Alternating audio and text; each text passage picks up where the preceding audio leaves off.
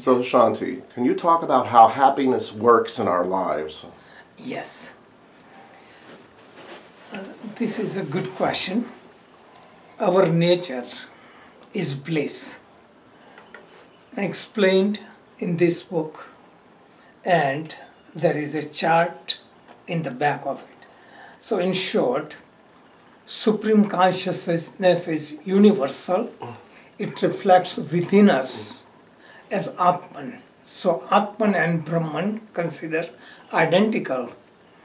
Nature of self is bliss, happiness. Bliss means reservoir of happiness, it is inexhaustible.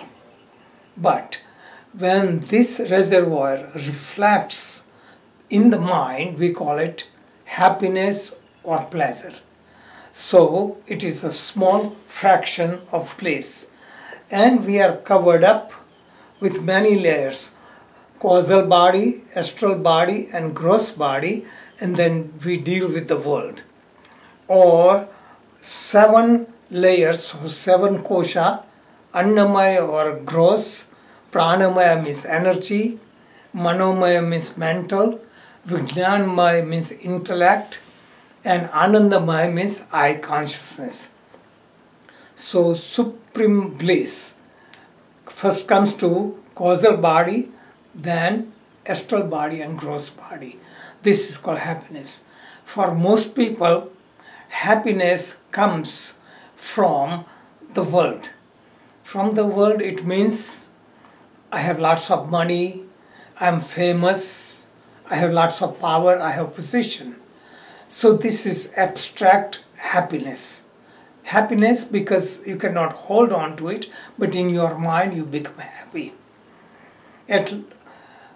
This is at outside level. At gross level, we consider our existence as body and energy.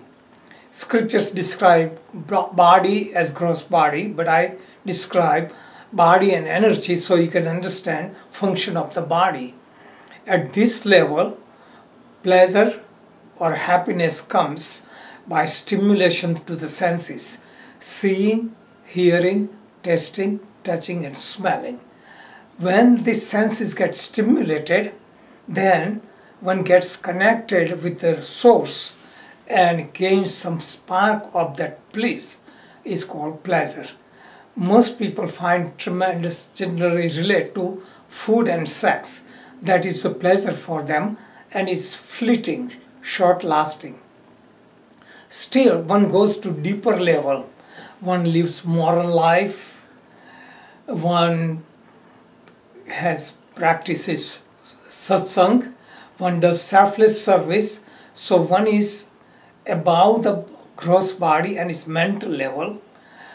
And in meditation, one goes beyond the body, controls the senses, goes beyond the senses. Then one experiences a little bit greater lasting pleasure. And this is because of the mind. So this is greater lasting. Still one goes deeper in deeper meditation.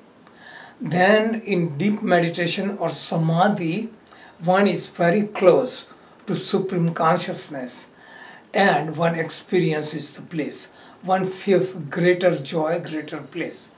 So these are the different expression of happiness or pleasure. Further away you are, most people are seeking in the world, they are getting almost abstract pleasure. One goes at the body and sense level, they get tangible pleasure. Mental level, much lasting joy and happiness, and at the ultimate level, total freedom. Again, other aspect is when one experiences happiness or pleasure, it is dualistic because pleasure is connected with pain, gain with loss, honor with insult. So when one reaches the bliss, the deep meditation, one transcends them all. So the greater degree of pleasure comes to the mind when one is more closely connected. So happiness or pleasure is only reflection of supreme consciousness.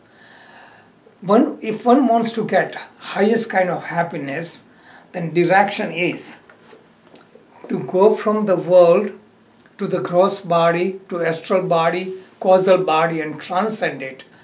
More and more you go inward, you are closer and closer to Atman, and you get greater and greater peace. So general guideline is be introverted. If you become extroverted, you will get lots of excitement and pleasure followed by pain, and the chain reaction continues.